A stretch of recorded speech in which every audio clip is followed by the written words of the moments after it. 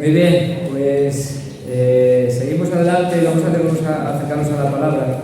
Y en esta ocasión me gustaría que viéramos un libro que solo tiene 25 versículos en el Nuevo Testamento.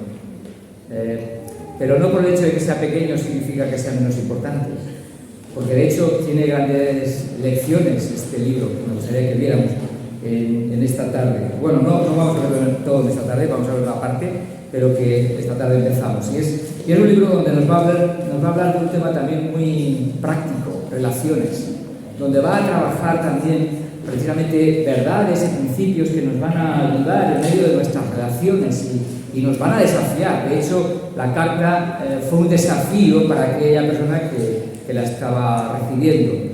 Me estoy refiriendo a la carta de Filemón. Muy bien, pues vamos a empezar, pero vamos a pedir al Señor que también nos ayude y que nos dé su gracia. Señor, queremos darte gracias por tu palabra. Gracias porque en tu palabra, Señor, tenemos la guía para vivir en medio de este mundo. Señor, a nosotros nos gusta escuchar que nos digan lo que nos gusta escuchar. Tu palabra no busca eso. Tu palabra quiere edificarnos, quiere transformarnos, quiere hacer de nosotros hombres y mujeres de fe, quiere hacer de nosotros hombres y mujeres sabios, quiere hacer de nosotros hombres y mujeres maduros. Y Señor, te pedimos en esta tarde, aunque quizás haya momentos en que no querramos, pero en esta tarde queremos pedirte, ayúdanos a crecer, a madurar en tu palabra, a ser esos hombres de fe, esas mujeres de fe, a crecer para tu gloria. Que nuestras vidas, Señor, reflejen de quién somos, a quién pertenecemos. Te necesitamos, Señor. Necesitamos tu ayuda. Háblanos por tu palabra. Y usa este torpe vocero en esta tarde. Te rogamos que tú te glorifiques. En el nombre de Jesús. Amén. Tu fe está transformando tus relaciones. ¿De qué maneras tus relaciones tienen que ser transformadas?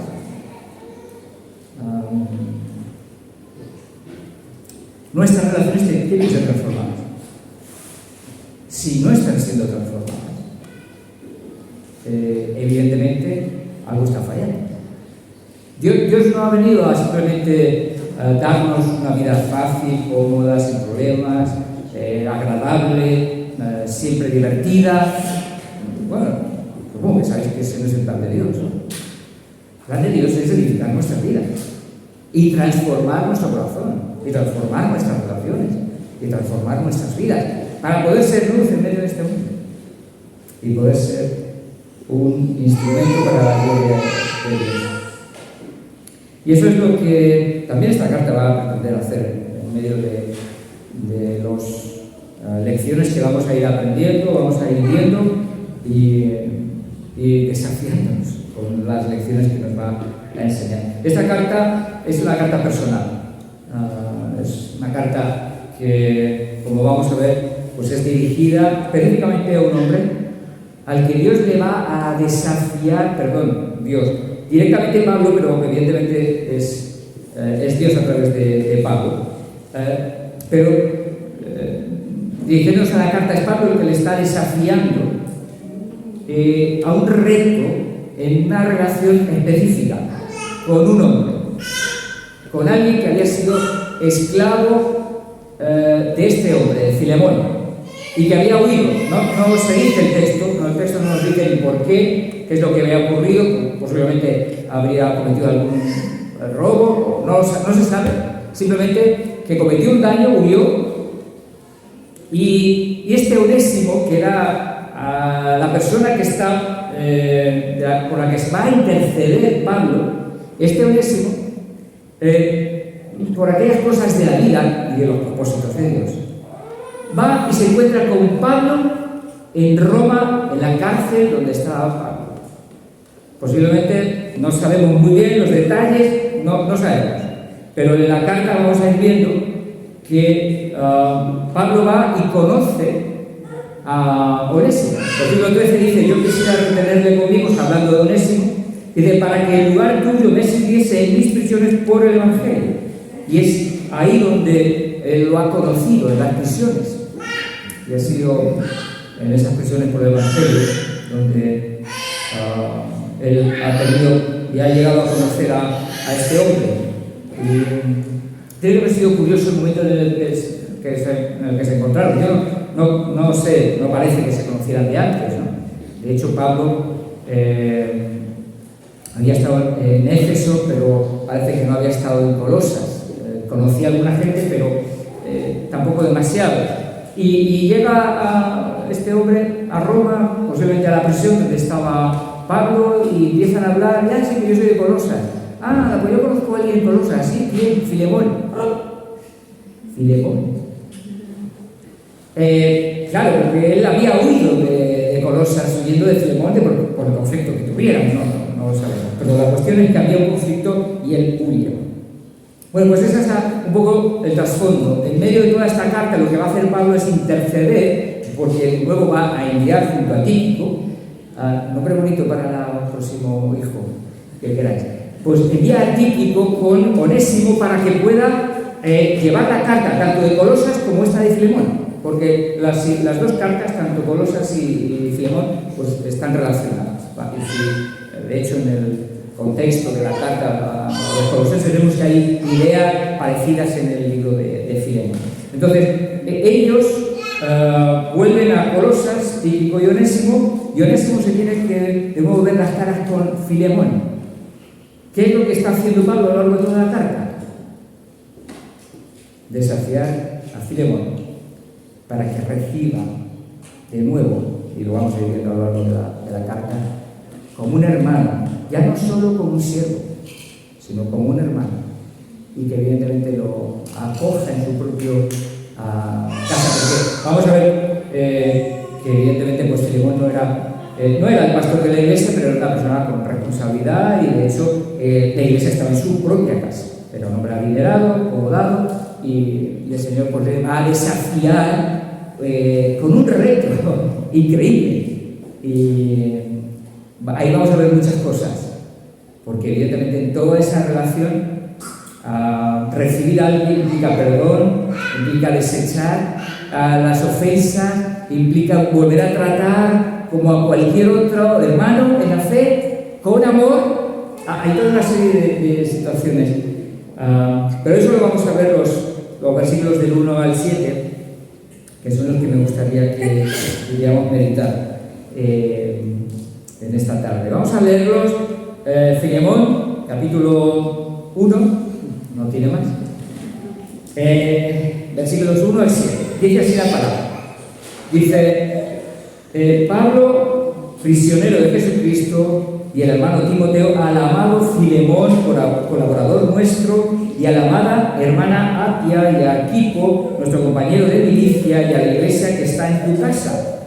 Gracia y paz a vosotros, de Dios nuestro Padre y del Señor Jesucristo.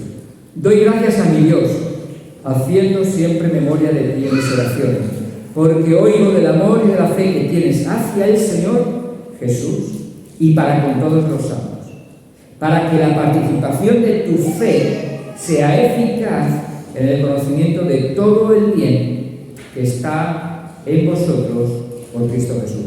Pues tenemos gran gozo y consolación en tu amor, porque por ti, oh hermano, han sido confortados los corazones de los santos.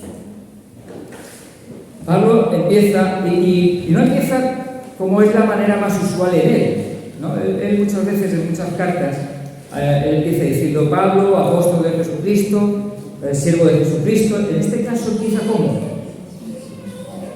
prisionero de Jesucristo.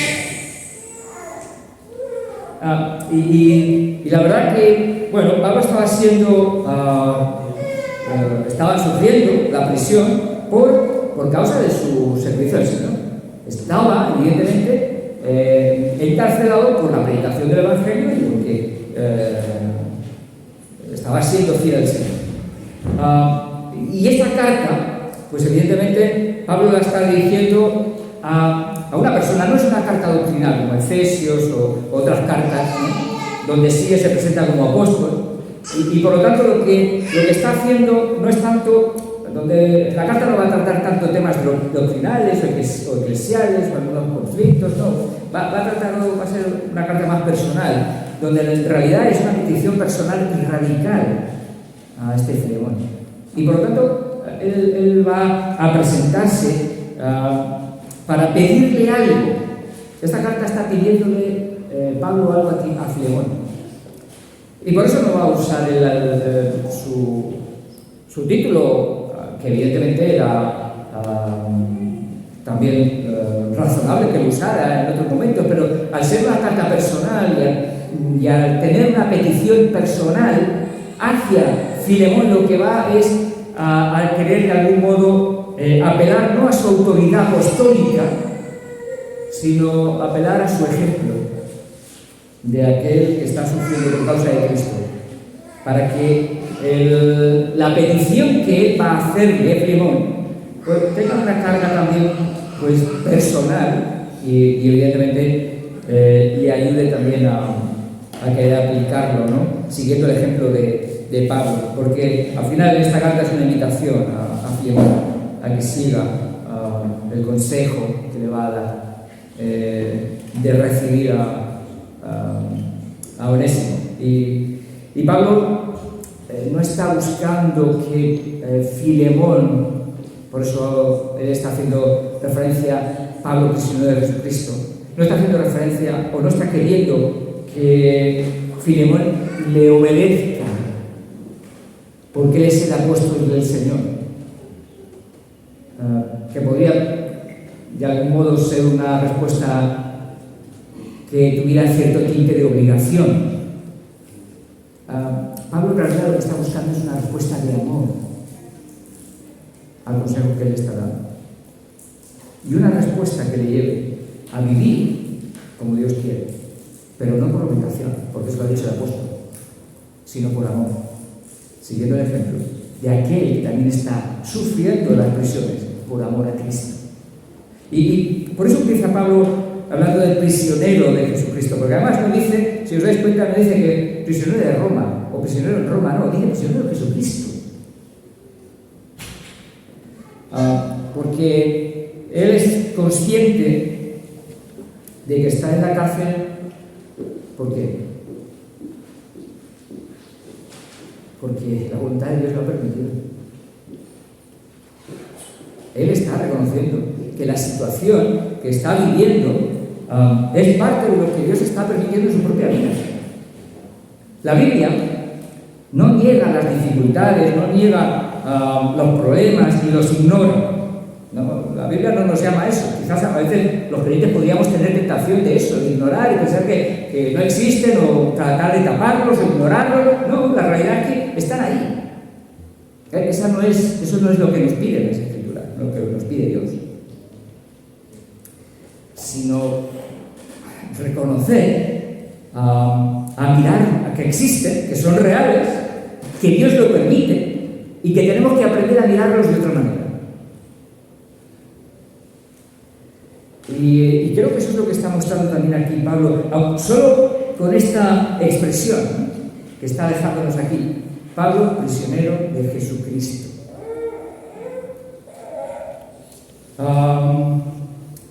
Pablo tiene conciencia clara de que hay un Dios que está gobernando por encima de las apariencias, por encima de sus propias circunstancias, por encima de lo que a veces humanamente nosotros vemos. Hay alguien que está reinando, que sigue teniendo la autoridad por encima de todo y que permite situaciones a veces que no nos gustan, pero que tienen un propósito y tienen un plan, porque la cárcel de Pablo tenía un propósito. Seguro, había planes. Cuando menos que Pablo escribiera cartas. Eso sería lo menor, porque es el momento en el que Pablo está escribiendo las cartas desde las cárceles. O sea, por lo menos Dios tenía ese propósito, que seguro que tenía muchos otros. Pero la realidad es, y la lección que tenemos que aprender es que también nosotros tenemos que aprender a mirar nuestras circunstancias con otros ojos, desde otra perspectiva. Y tenemos que aprender también porque eso es precisamente, yo creo, una de las lecciones a lo largo de la Biblia. El ejemplo uno de los ejemplos del Antiguo Testamento que me encanta, y que evidentemente es un ejemplo también para nosotros, a la hora de mirar sus circunstancias. Eso no significa que desde el principio ya lo entendía todo claro y ya lo vivió de esa manera. Bueno, pero posiblemente hubo un proceso en el que él estuvo dándose cuenta, pero hay unas palabras de él en el capítulo 45 de José que me gustaría leer, porque precisamente lo que hace es revelar también esa conciencia de que sus circunstancias están bajo la autoridad de un Dios que gobierna y reina. Capítulo 45 de la vida de José, y leemos a partir del verso 5, es el momento que conoce, es que él mismo se revela a sus hermanos, se da a conocer a sus hermanos. Y dice a partir del verso 5, sus hermanos estaban ahí asustados y seguramente pues, con ciertas preguntas y temores. Dice José a partir del versículo 5, dice: ahora pues, dice, no os entristezcáis ni os pese de haberme vendido acá, porque para preservación de vida me envió Dios delante de vosotros. Si hay algo que tiene claro José, es que no fueron los hermanos los que hicieron o los que permitieron que José fuera a Egipto. Era Dios el que estaba por encima de todo, gobernando, y con su autoridad estaba permitiendo que ocurriera todo eso y que él llegara para cumplir los propósitos divinos hasta Egipto. Es esa conciencia que evidentemente vemos en este texto, y es lo que tenía también Pablo en su conciencia, en su mente, en su corazón. Era consciente de que Dios está gobernando, Dios está permitiendo todo. Y hay un plan, hay un propósito. Nuestro corazón fácilmente dejamos de ver eso en medio de nuestras dificultades, ¿no? Y en medio de nuestras dificultades pensamos: ¿pero qué hago yo aquí? ¿Y esto por qué? ¿Y para qué? Y quizás no lo vemos, y es normal que no lo veamos, pero necesitamos mirar al Señor para encontrar en el sentido de lo que está ocurriendo en nuestras vidas y leer la Escritura. Necesitamos leer lo que dice Romanos 8:28, ¿no? ¿Qué dice Romanos 8:28? ¿Lo habéis memorizado? Yo os animaría a que lo memoricéis, no solo sino otros versículos de la Escritura. Memorizadlo, tenedlo en vuestras mentes. Y sabemos que a los que aman a Dios, todas las cosas. ¿Sabes que a veces es necesario repetirnos esa verdad cuando estamos en medio de una dificultad y no entendemos lo que está ocurriendo? Y tenemos que repetirnos, pero si lo memorizamos, nuestras mentes, el Espíritu Santo hace que eso, no sé si me ha ocurrido, a mí me ha ocurrido muchas veces, que ha habido justo momentos, situaciones complejas, ¡pum!, y han saltado en mi mente versículos que he memorizado. Y que sé qué es lo que Dios dice en medio de esa situación, y necesito recordar eso. Y el Espíritu Santo está diciendo: es que necesitas recordar esto en medio de tu prisión, porque tu prisión también es de Jesucristo. Tú, en medio de tu dificultad, también eres prisionero de Jesucristo. No eres prisionero de Satanás, no eres preso del diablo, no eres preso de las circunstancias, eres preso de Jesucristo, porque es Él el que está permitiendo también esa situación en tu vida, para enseñarte lecciones que de ninguna otra manera vas a aprender. Y a veces necesitamos pasar por ahí y no nos gusta. No nos gusta. Pero tenemos que ser conscientes de eso, de que Dios hace eso con un propósito. Versículo 7 del capítulo 45. Y Dios me envió delante de vosotros para preservaros posteridad sobre la tierra y para daros vida por medio de gran liberación. Dios me envió. Dice, versículo 8, así pues, no me enviasteis acá vosotros. No fue vuestra maldad, como va a decir luego en el capítulo 50, ¿no? Si giráis la página y volvéis al capítulo 50, verso 20, dice, vosotros pensasteis mal contra mí. No, pero no fue vuestra maldad lo que me llevó aquí. a Egipto. No fue eso, fue Dios. Mas Dios lo encaminó a bien. Dios utilizó esa situación que Él permitió y encima la aprovechó para poder cumplir sus planes y sus propósitos. Por eso Pablo empieza su carta diciendo: prisionero de Jesucristo. Está contemplando y está mirando sus circunstancias con los ojos de Dios. Como decía hace unas semanas con el texto de Santiago, necesitamos aprender a contemplar nuestras dificultades como oportunidades y no como maldiciones. Y eso es precisamente lo que está ocurriendo aquí en Pablo. Él sabe, está siendo una oportunidad para darle gloria a Dios, para poder realmente ser instrumento de Dios en medio de una situación compleja, pero que Dios va a usar también para su bien. Y desde esa perspectiva está el Señor tratando con Pablo. Él quiere que aprenda a contemplar, a que siga entendiendo que todas sus circunstancias son parte del plan de Dios. Y en medio de nuestras dificultades, normalmente le preguntamos a Dios: ¿por qué? ¿Por qué yo? ¿Por qué no el otro? Pero la pregunta que tenemos que hacer es: Señor, ¿qué estás queriendo tratar con mi corazón, con mi vida ahora en medio de esta dificultad? Esa es la pregunta que tendríamos que hacer. ¿Qué estás queriendo cambiar? ¿Qué estás queriendo transformar en tu corazón? ¿Qué hay? ¿Qué ideas hay en mi mente y en mi corazón? ¿Qué sentimientos? ¿Qué emociones? ¿Qué deseos? ¿Qué cosas hay en mi vida que quieres transformar? ¿Y quieres usar esto precisamente para eso? ¿Te preguntas eso?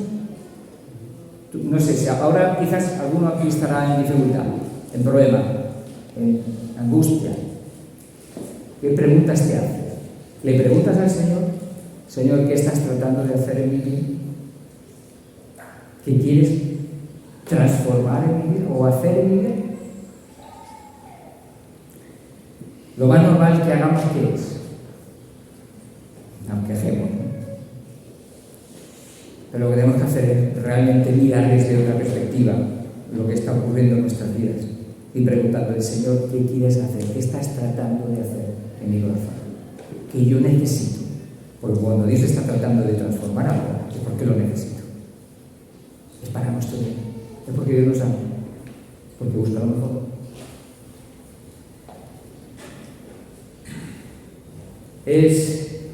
Pablo empieza de esa manera. A mí me parecía precioso que Pablo empezara una carta con ese título, reflejando una identidad muy clara,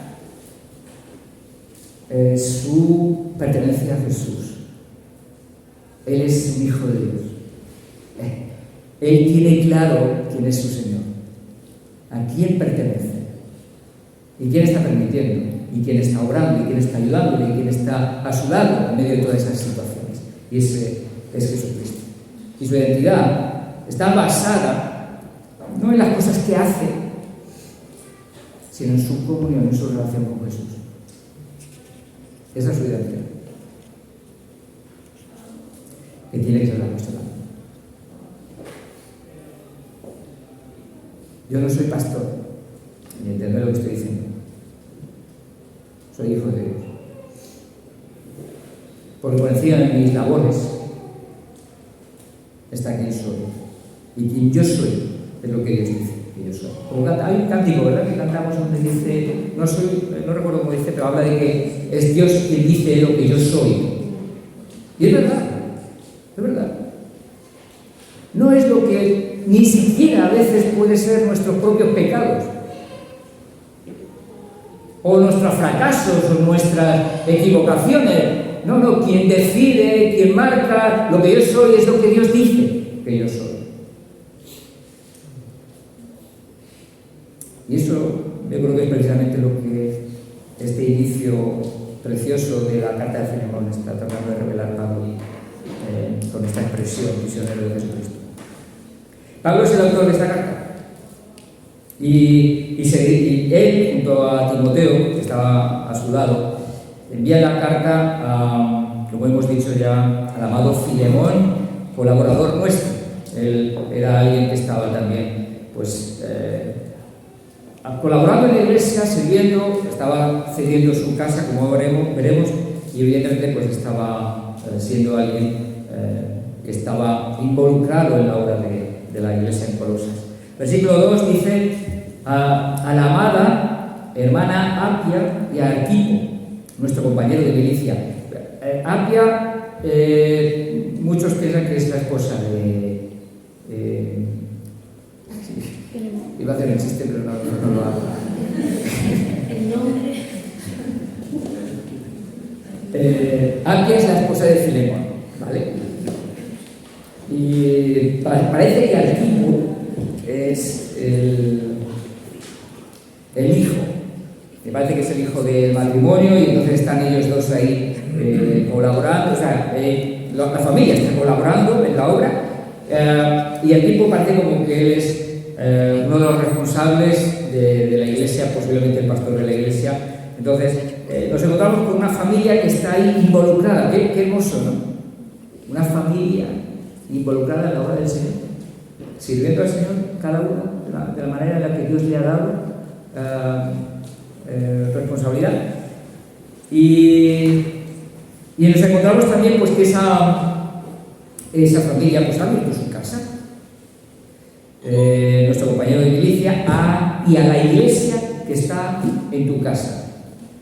Qué hermoso. Eso era algo que al principio de la iglesia primitiva vemos en muchas ocasiones. Lo encontramos en diferentes textos de Hechos o Romanos, incluso en Colosenses, donde se ve que era una costumbre de la iglesia primitiva, que era normal. Evidentemente también era más lógico. Antiguamente no tenían templos como tenemos hoy en día, o no tenían locales, ¿no? Y evidentemente muchas de las iglesias eran pequeñas y utilizaban los hogares, pero qué hermoso que haya esa también disposición a abrir los hogares para pues, realmente también tener esa oportunidad de que el pueblo de Dios se reúna. Que creo que es una de las cosas que tenemos. En la última asamblea Melody propuso una cosa, y era precisamente empezar o tener la oportunidad de empezar a reunirnos en los hogares, y creo que es una de las cosas que me gustaría que pudiéramos trabajar. Y para eso hace falta familias que estén dispuestas a abrir sus hogares y decir: sí, mi hogar está abierto para que podamos reunirnos durante un día a la semana y poder estar aquí compartiendo juntos. Eso sería, yo creo que una cosa que también podría estrechar lazos, nuestras relaciones, y sería una bendición. Y lanzo ahora la idea para que aquellos que estéis dispuestos y tengáis ese deseo y esa disposición, me lo digáis. Estamos dispuestos a abrir nuestro hogar para que haya reunirnos en nuestro hogar, como ha hecho Rafa con los hombres. La verdad que es un gozo poder los hombres juntarnos en su casa, y hemos pasado reuniones muy buenas, hemos tenido momentos muy bonitos, muy edificantes, pero la verdad que cada vez que nos juntamos es una oportunidad de poder hablar, compartir de la palabra, edificarnos, y la verdad que es una bendición. Y luego tenemos también una sobremesa después, ¿no? muy nutritiva.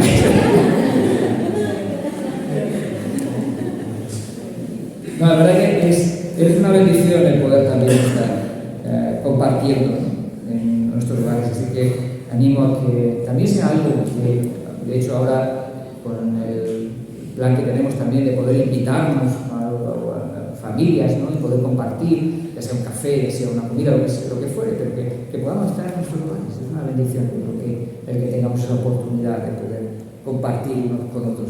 Y eso es lo que hacía la iglesia también primitiva, la iglesia aquí de Colosas. Y Pablo, seguimos, termina con un saludo típico, ¿no? Algunos le llaman los gemelos, porque el versículo 3 va a hablar de esa pareja que encontramos en muchos de sus saludos. Dice: gracia y paz a vosotros de Dios nuestro Padre y del Señor Jesucristo. Y si os dais cuenta y si hacéis un pequeño estudio de esta expresión que utiliza Pablo en sus saludos, no es paz y gracia, ¿vale? Es gracia y paz, y tiene sentido. Porque sin gracia no hay paz. Hay algo que va primero, es recibir la gracia de Dios. Cuando recibimos la gracia de Dios, entonces puede venir la paz, pero no a la inversa. No a la inversa. Y eso es lo que está resaltando también en este saludo. Sin gracia no hay verdadera paz. Y eso es lo que el ser humano necesita. Y para recibir esa paz de Dios, necesitamos la gracia de nuestro Señor. Él está ofreciendo al ser humano de una manera constante. Bendito sea el Señor por eso.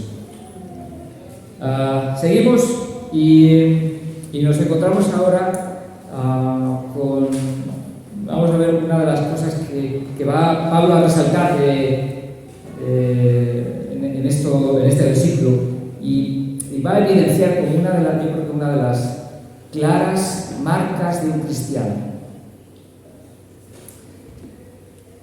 La gratitud. La gratitud es una de las marcas clarísimas de un creyente. Un creyente sin gratitud es algo extraño en las Escrituras. Es algo que no tiene sentido. Todo lo que hemos recibido, lo hemos recibido de gracia. Todo lo que Dios nos ha permitido vivir, experimentar, tener, viene de su gracia, de su favor. ¿Cuál es la respuesta lógica de un cristiano? Gracias. Gracias. Esa tiene que ser la actitud que tiene que haber en el corazón. Y eso es como empieza Pablo en el versículo 4. Dice, doy gracias, y aquí da gracias. A Dios. A mi Dios. Haciendo siempre memoria de ti en mis oraciones. Y Pablo, un preso, no te lo pierdas, que no está en Hawái, en un hotel, tomándose un daiquiri, ¿cómo se llama? No, está en una prisión. Aunque fuera en una casa que habían alquilado, pero con 2 soldados que tiene a los lados y que evidentemente tienen que esperar que alguien le traiga comida porque si no, no la hay. Y no puede salir, está preso. Pero pues el preso está dando gracias a Dios. Y creo que esa es una de las cosas hermosas del cristiano. La nueva vida en Cristo tiene como fruto la gratitud. Es parte de lo que encontramos en las Escrituras. Yo creo que ese es un llamado constante en la palabra, a que demos gracias y a que podamos reconocer nuestra gratitud por lo que Dios ha hecho en nuestras vidas. Capítulo 2 de Colosenses.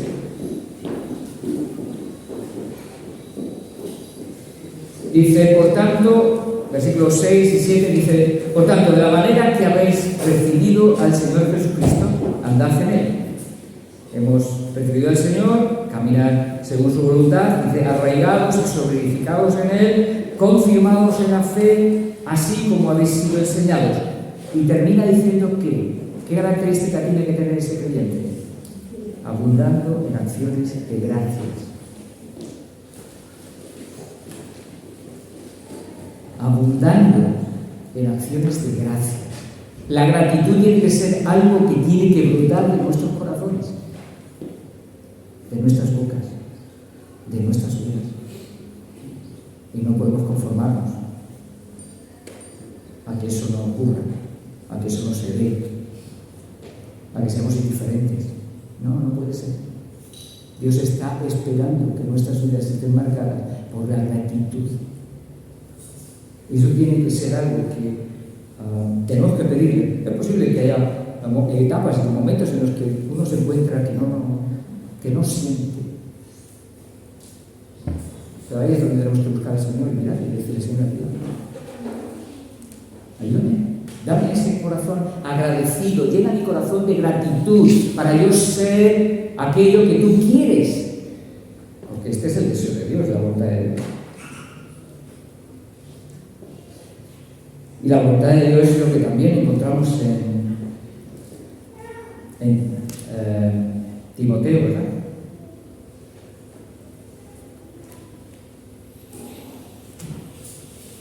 Perdón, Tesalonicenses. Dice, dad gracias en todo. ¿Por qué? Dice, porque esta es la voluntad de Dios. Para con vosotros, en Cristo Jesús. Esta es la voluntad de Dios. En todo. Cuando nos va bien y cuando nos va mal. Cuando lo sabemos y cuando no lo sabemos. Sí, creo que esa es una de las actitudes que tienen que brotar en nuestras vidas y tenemos que buscar en nuestras vidas. Los creyentes no podemos conformarnos. Tenemos que buscar que Dios nos ayude a vivir aquello que Él está pidiendo de nosotros. Humanamente no nos vamos a nosotros poder forzar. Ahora no es una cuestión de decir, voy a dar gracias, voy a dar gracias, voy a dar gracias. No es eso. Pero eso es una disposición de mi corazón, Señor, quiero agradecer. De mi boca, de mi corazón, muchas veces me veo que no sale, no brota esa gratitud. Señor, ayúdame por tu espíritu a que mi corazón sea un corazón lleno de gratitud, que sepa dar gracias y que esté dispuesto a dar gracias, porque eso es lo que tú esperas de mí.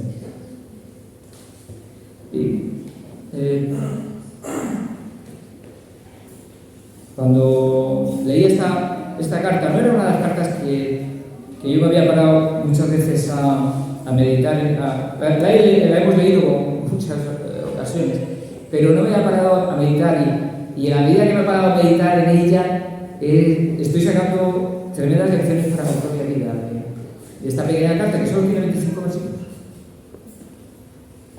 pero que es realmente también desafiante para nuestras vidas. Cuando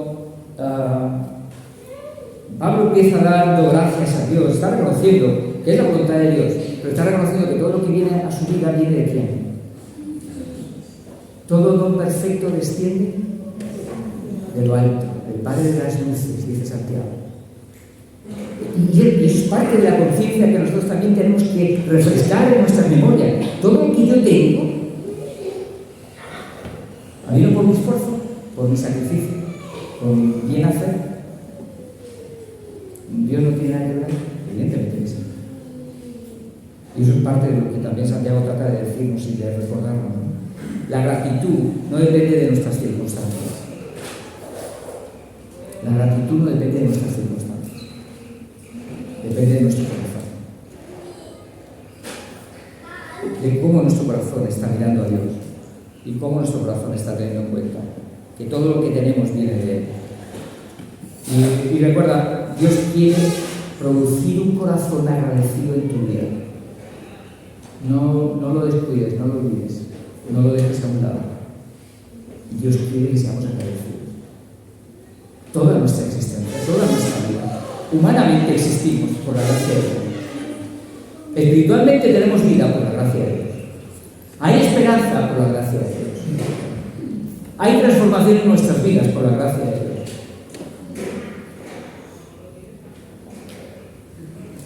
Necesitamos seguir recordando que nuestras vidas han sido llamadas precisamente a darle gracias a Dios. No lo descuides, no lo ignores, no lo dejes a un lado. Préstale atención, porque es importante. Y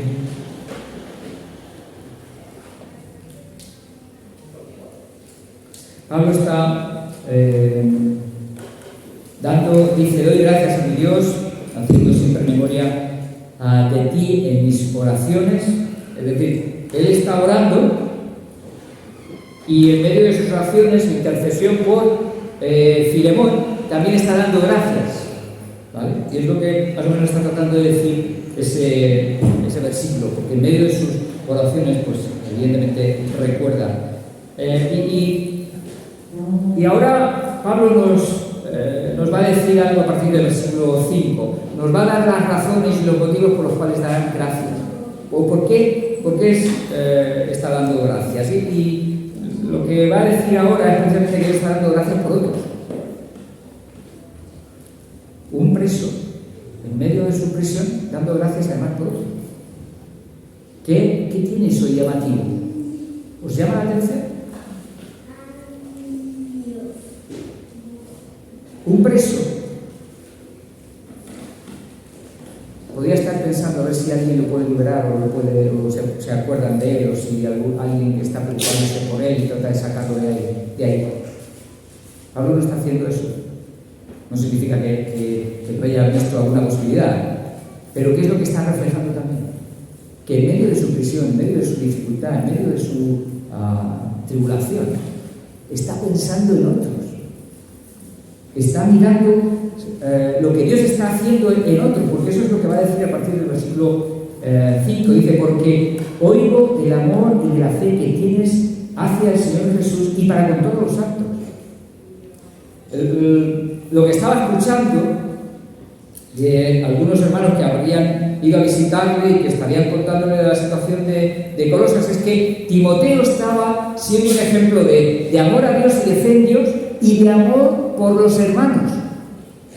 Y eso es precisamente por lo que ahora él va a dar gracias. Él está dando gracias y está expresando esa gratitud por otros.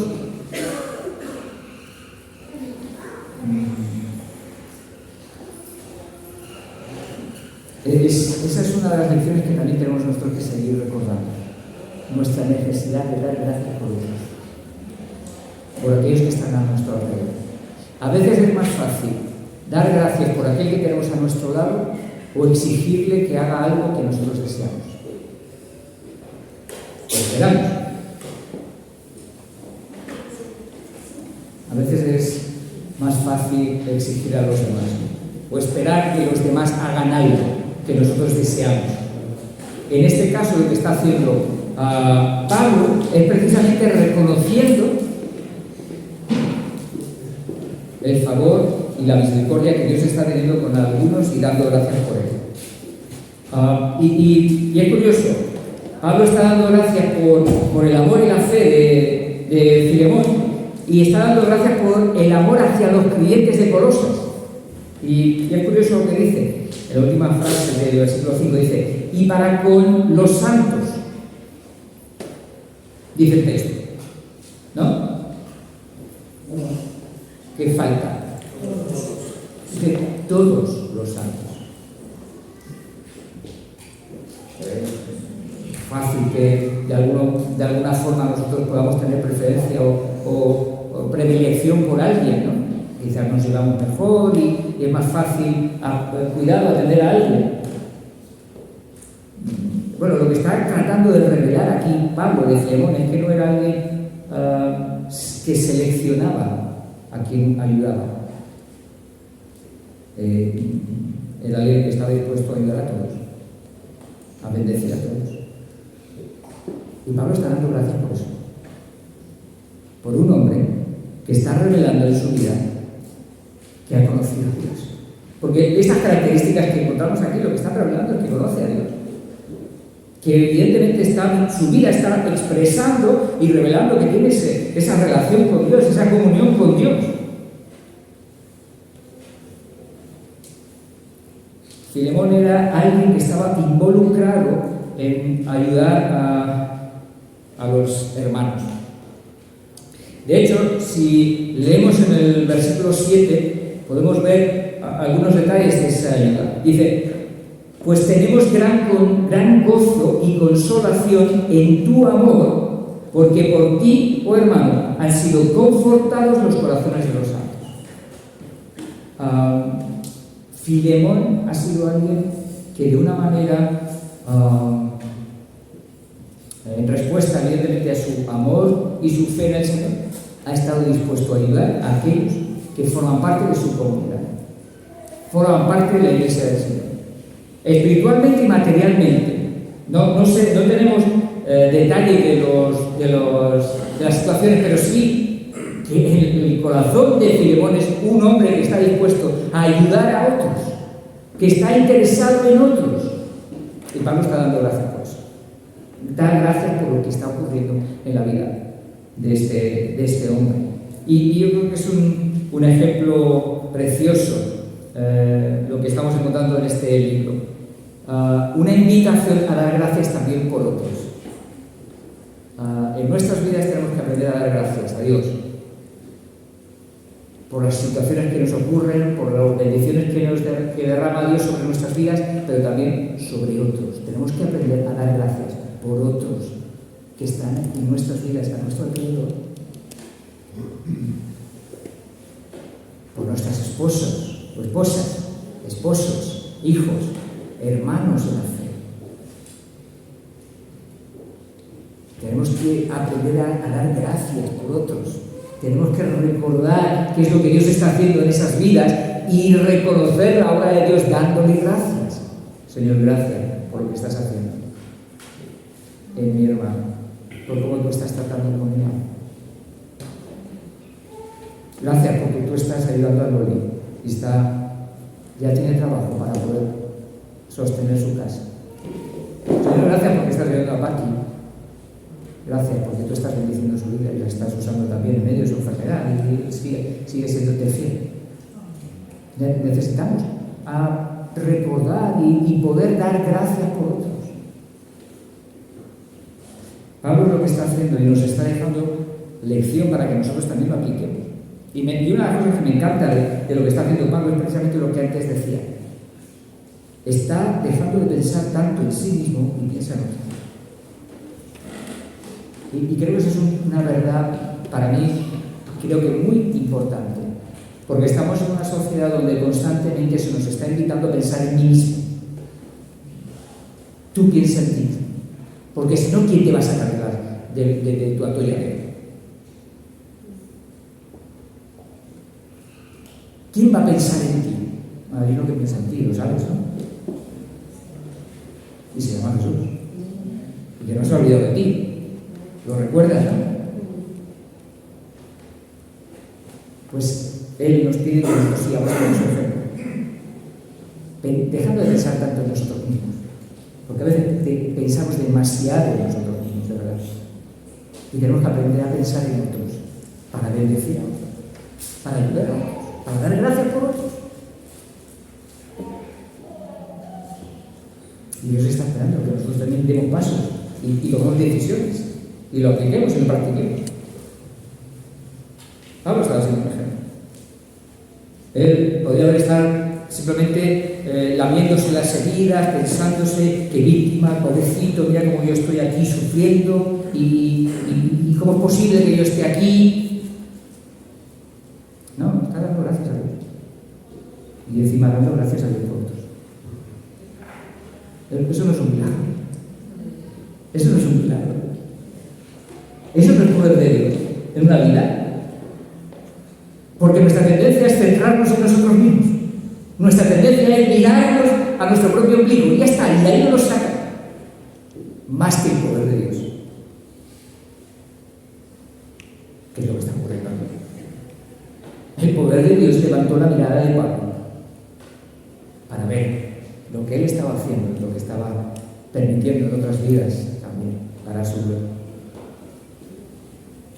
Y Pablo nos invita a dar gracias, como evidentemente él está haciendo, a Dios, a otros que están a nuestro alrededor. Y Pablo va a dar gracias por Filemón y va a hacer una petición por Filemón. Eso es lo que vamos a ver ahora en el versículo 6. Porque en el versículo 4, cuando estábamos leyendo, doy gracias a mi Dios, que haciendo siempre memoria de ti en mis oraciones. Él está orando por Filemón también. Y está pidiendo algo. Él quiere que haya un mayor crecimiento, si cabe, evidentemente que cabe, en el amor de Filemón por los santos. Es lo que va a tratar de resumir, o lo que trato de resumir de la idea del versículo 6. Mira lo que dice. Dice, para que la participación de tu fe sea eficaz en el conocimiento de todo el bien que está en vosotros por Cristo Jesús. Cuando habla de participación de la fe, tiene que ver con la comunión, con los santos, ¿vale? Es la misma palabra que comunión, koinonia, es la misma palabra que se utiliza aquí para hablar de participación. Entonces, lo que está haciendo referencia es a esa comunión entre los propios creyentes, ¿vale? Y que sea eficaz, es decir, que siga produciendo aquello que evidentemente ha empezado a dar fruto. Y eso es lo que el texto nos está revelando. Está hablando de una comunión entre el pueblo de Dios. La fe nos lleva a estar relacionados con otros. La fe no nos va a aislar de otros creyentes, todo lo contrario. Lo que nos aísla de otros creyentes es otra cosa. Pero la fe nos lleva a estar en comunión con el pueblo de Dios. Estar en relación, sirviendo al pueblo de Dios. Y eso es lo que está reflejando también esta primera parte del versículo. Y encontramos esa expresión que vamos a ver en el versículo 6. Dice, para que la participación de tu fe sea eficaz en el conocimiento de todo el bien que está en vosotros por Cristo Jesús. Eso, ¿cómo lo entendemos? Tiene que ver con el crecer en el conocimiento de todas las bendiciones espirituales que hemos recibido de Dios, aquellos que hemos conocido a Jesús. Tiene que ver con lo que, por ejemplo, dice, vamos a leerlo, Colosenses, capítulo 1, versos 4 y 5, dice: habiendo oído de vuestra fe en Cristo Jesús y del amor que tenéis a todos los santos, el amor que tenéis a todos los santos. ¿Por qué? Algo que va a impulsar ese amor por todos los santos es a causa de la esperanza que os está guardada en los cielos, de la cual ya habéis oído por la palabra del Evangelio. Pablo está diciendo que todas las promesas, los propósitos, toda la esperanza, todas las bendiciones espirituales que tenemos en Cristo, presentes y futuras, tienen que ser el estímulo para que nuestro amor por el pueblo de Dios, por los santos, siga creciendo y avanzando. Primera Efesios, capítulo 1. Quizás esto es lo más complejo de este versículo, de este texto. En capítulo 1, a partir del verso 15, dice: por esta causa también yo, dice, habiendo oído de vuestra fe en el Señor Jesús y de vuestro amor para con todos los santos, dice, no ceso de dar gracias por vosotros, haciendo memoria de vosotros en mis oraciones. ¿Y qué es lo que pide? Para que el Dios de nuestro Señor Jesucristo, el Padre de gloria, os dé espíritu de sabiduría y de revelación en el conocimiento de Él, alumbrando los ojos de vuestro entendimiento para que sepáis cuál es la esperanza a que Él os ha llamado y cuáles las riquezas de la gloria de su herencia en los santos. Es decir, que todas aquellas bendiciones que hemos recibido de parte de Dios tienen que ser ese estímulo para poder también nosotros vivir en amor con aquellos que están a nuestro alrededor y que forman parte del pueblo de Dios. Esto puede ser algo así, un poquito más teórico, pero al final es un proceso que está enfocado en Dios y que crece en amor para con los santos. Es la idea. Lo voy a hacer más práctico. Voy a tratar de aplicar esto de una manera más práctica de lo que está diciendo Pablo. Mateo 10.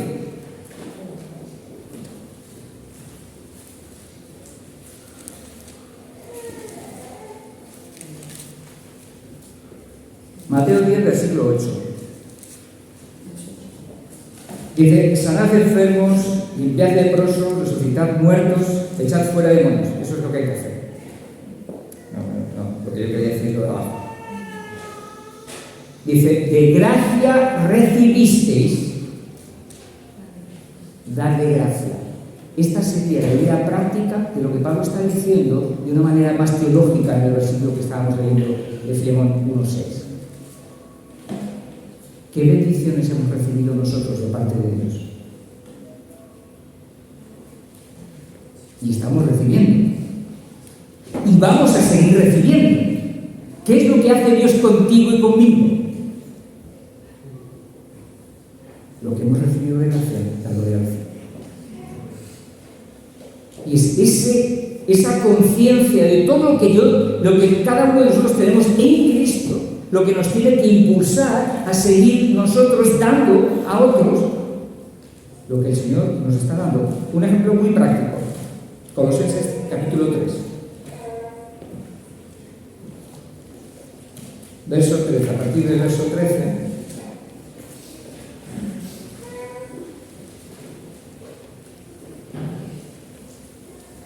Hoy voy a leer desde el 12. Dice: vestidos pues como escogidos de Dios, santos, amados, y de entrañable misericordia, de benignidad, de humildad, de mansedumbre, de paciencia. Dice: soportándoos unos a otros y perdonándoos unos a otros, si alguno tuviere queja contra otro. De la manera que Cristo os perdonó, así también hacedlo vosotros. El perdón de Dios es una bendición que hemos recibido nosotros. ¿Qué es lo que Dios nos pide entonces? Que de las bendiciones que nosotros hemos recibido de parte de Dios, nos tienen que impulsar a nosotros también bendecir a otros. Y del mismo modo que nosotros estamos siendo perdonados por nuestro Dios, nosotros también tenemos que seguir el ejemplo y devolver esa gracia que hemos recibido a aquellos que están a nuestro alrededor. De gracia recibisteis, dar de gracia. Dios nos está invitando a que nuestras vidas también sean una expresión de esa gracia que hemos recibido y que tenemos que dar a aquellos que están a nuestro alrededor. Necesitamos dar gracia a aquellos que están a nuestro alrededor. Y la gracia es algo que no se merece.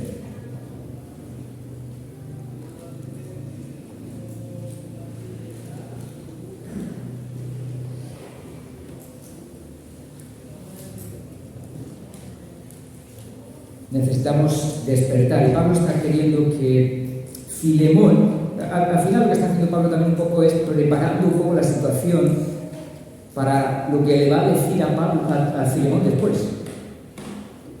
Pablo le está preparando a Filemón para decirle: recibe a Onésimo, el que te traicionó,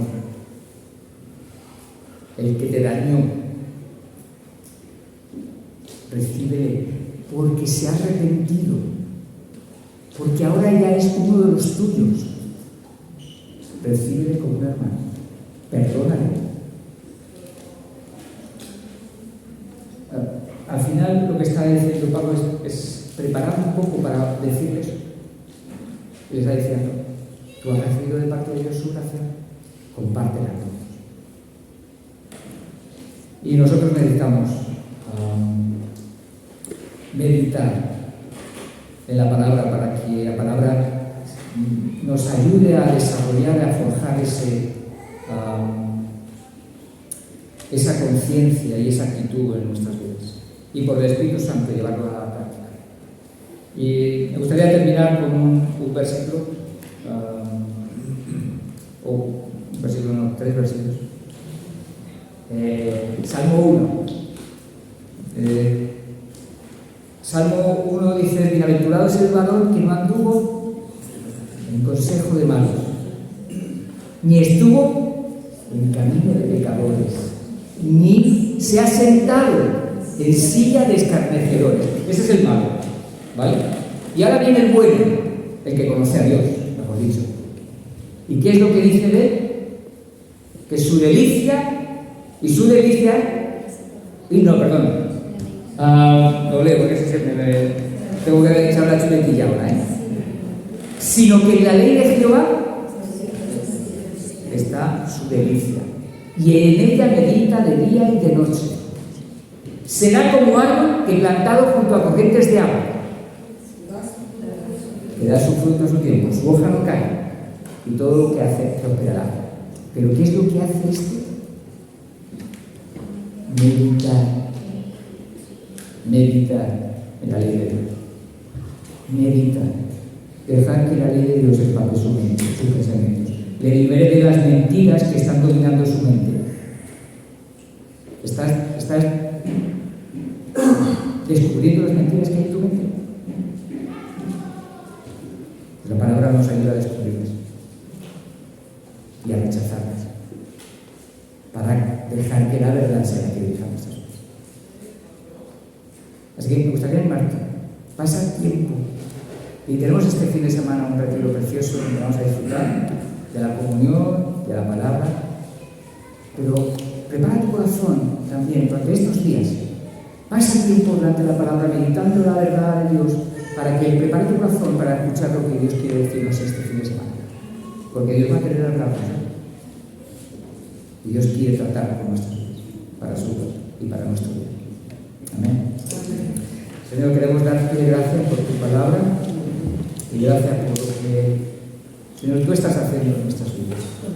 Pero también gracias por lo que vas a seguir haciendo. Señor, gracias. Porque no estamos solos. Señor, si fuera solo cosa nuestra, eso sería un clamoroso, una clamorosa derrota y fracaso. Pero te tenemos aquí, Jesús. Tenemos a tu Espíritu Santo que está morando en nosotros y que está ayudándonos, Señor, en el proceso de transformación que tú quieres obrar en nuestra vida. Señor, sigue ayudándonos y llévate la gloria en cada uno de mis hermanos. Señor, obra en cada uno de nosotros. Ayúdanos, tú conoces a nuestras vidas, sabes qué es lo que necesitamos. Cumple tus propósitos en nuestras vidas y llévate la gloria. En el nombre de Jesús. Amén.